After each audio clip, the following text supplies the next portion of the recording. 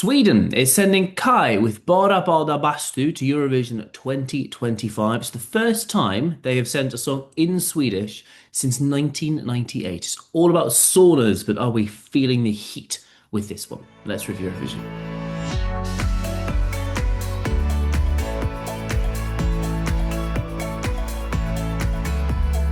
So Sweden has, as we all know, a very, very good track record at this competition, thanks to Melody Festival, and they won it 2023, hosted it last year, and if the bookies are to be believed, they are very much in with a chance of winning it this year. Bara bada bastu is by a Finnish comedy music group. It was at one point bottom of the odds to win Melfest 2025. It shocked everyone and won the whole thing, beating Måns Zelmerlöw. The bookies say it's going to win the whole thing as well, and it is now 8 weeks and counting at number one in Sweden. It's gone down an absolute storm. Could it win? Let's have a little listen to it.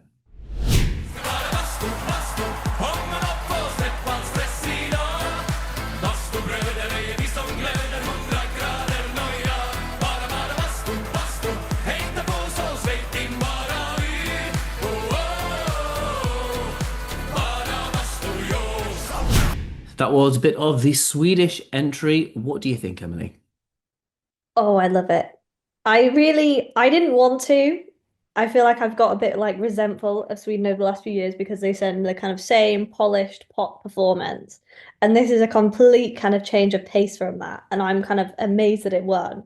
But I just think it's just genius. It's so incredibly camp. The national final performance, you know exactly what they're singing about, even though I can't understand a word from it other than sauna. It's so much fun. It has the potential, they've got their own kind of like you've got moves that everyone can be getting into and doing. I think it's like, and it's a jokey entry, but it's extremely catchy and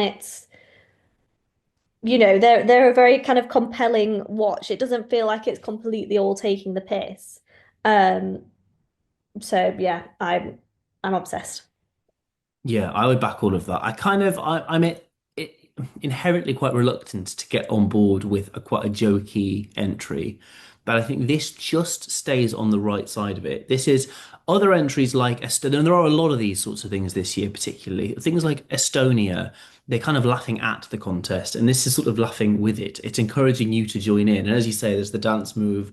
It's unbelievably catchy, and even from the first listen, that chorus, the riff is, I mean, it is infectious. It just stays in your head.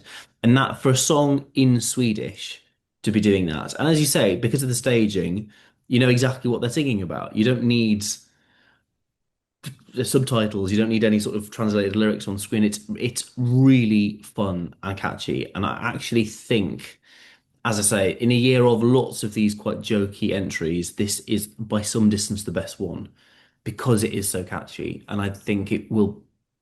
I'm surprised that Sweden picked it, to be honest. I'm relieved because Montz's song, obviously there's the whole scandal there, but his actual song was pretty basic, really.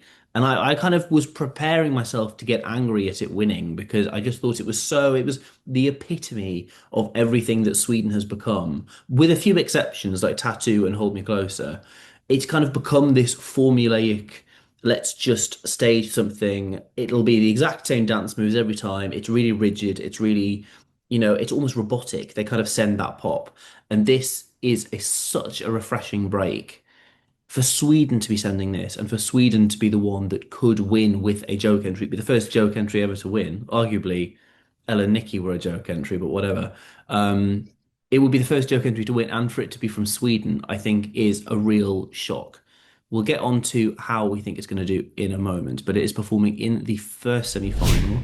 The one that I've been saying this, I think there's a chance for all of them, bar Slovenia, I think, to go through from that semi-final. This, I think, quite clearly will. How high do you think this will go in the final? What's your score out of 10? Yeah, I mean, this is the interesting part of this because obviously Sweden only won the year before last year, the year before 2020, last, Liverpool. yeah, year before last. So this would be very, and it's obviously kind of Bookie's favorite at the moment. Um, and you can kind of see why, because it's a really polished joke entry. Like some of them just feel kind of chaotic, but this is kind of fun and super slick at the same time. So you can see why it's kind of leading the Bookies. I feel like my preference would be for it to not win, just because then you end up getting such a cycle of kind of Sweden winning, and it gets a bit kind of repetitive. But, you know, I do love this entry, so I kind of won't be surprised or irritated if it wins. For me personally, I mean, this is my favorite of the year, so this is my 10. Um, Even though I'm there going, oh, but do I want Sweden to win? I just think it's such a clever, unique entry. And it's kind of one of the few songs this year where I'll listen to it and then I'll be like, oh, I'll listen to it again straight after. I'll just be like, oh, I'm putting it back on repeat. Whereas a lot of the songs, I might enjoy them, but I wouldn't listen to them twice. So yeah, this is my 10, and I think it has a very kind of strong likelihood of winning. And I think it's probably definitely the televote winner, if not the jury winner. Yeah, I will give my score in a second, but out of interest, you didn't give Tattoo a 10. You gave it a 9.5. I remember this very clearly. You were calling yourself Craig Revel Horwood because you did want to get your 10 paddle out. Had that not won, would you have wanted this to win? Yes. Interesting. So it's literally just the most recent. I It's think, the yeah, because I think it's good for Eurovision to be held in different places. And it's like it gets very repetitive if it's the same countries winning, and it kind of isolates other countries a bit more in terms of going, well, why would we bother trying when, we know it's going to be the same kind of type of country or same country most likely to win. Yeah, So, that's true. It's not good for the long-term health of the contest. I think, yeah. So I'll start with my score. I'm going to give this an 8.5 because it is really, really catchy and it what makes you want to clap along. And it's, I think what it sets out to do, it does brilliantly. And actually, where I think this breaks from, and the past 2 years, we've had something jokey do very, very well. It came second with Cha Cha Cha and then Croatia last year.